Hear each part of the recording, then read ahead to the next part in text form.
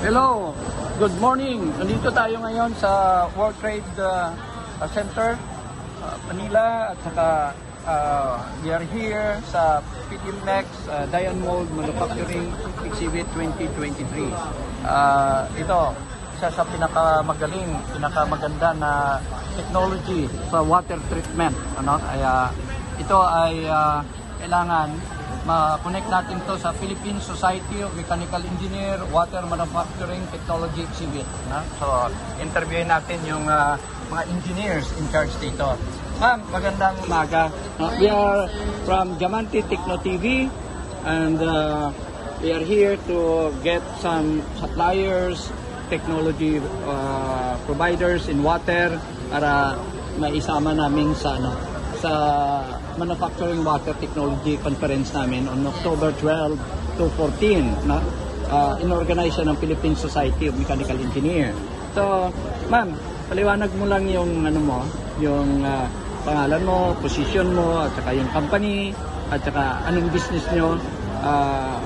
Ito kasi ipopost natin sa Diamante Techno TV and sigurado maraming magsasubscribe ng mga mechanical engineers working in the industry. Sige. So, good morning everyone. I'm Fritzy Gutierrez. I'm the Operations and Maintenance Manager of the Wastewater Treatment Division of NSB Engineering. So, we cater design and build, operation and maintenance, and consultancy, environmental consultancy of wastewater. Okay. So, sir, mechanical engineer ka rin na ba? Chemical engineer. Chemical engineer. Oh, yun. Alam mo, ang mga chemical engineer ay magagaling talaga sa mga design ng water system, sa manufacturing. Yes. Hindi lang water system, chemical system. So ito, easy lang sa inyo to yung mga water treatment at saka mga sewage treatment plant. So sir, ipaliwanag mo nga sa akin, how do you, what is your contribution sa kumpanya mo? Ano yung position mo? So, I'm Jam Madonel. You can call me Jam. So, I'm the operations engineer of the Operation and Maintenance STP Division. Ang ginagawa po namin sa position ko, so,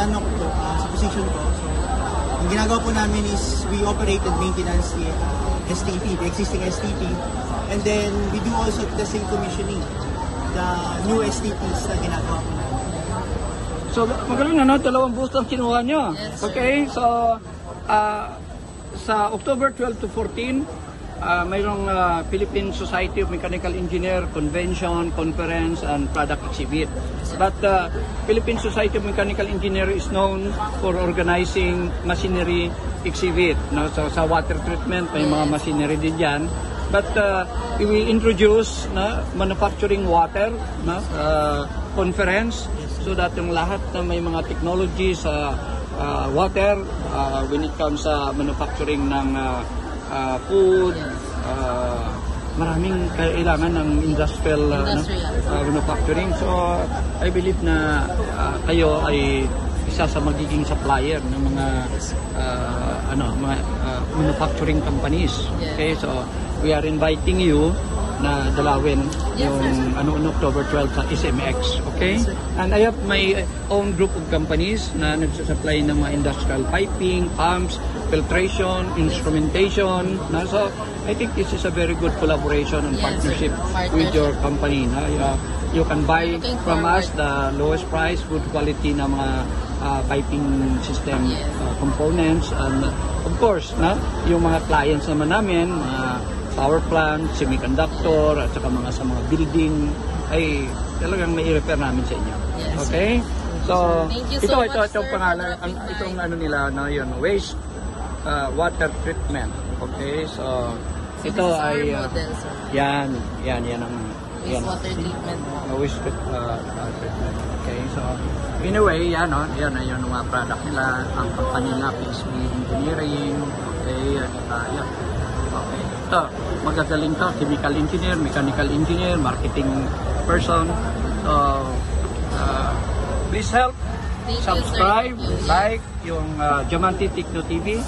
Magandang hapon. Thank you, sir. See you at PCME conference on October 12 to 14. Maraming salamat. Thank you.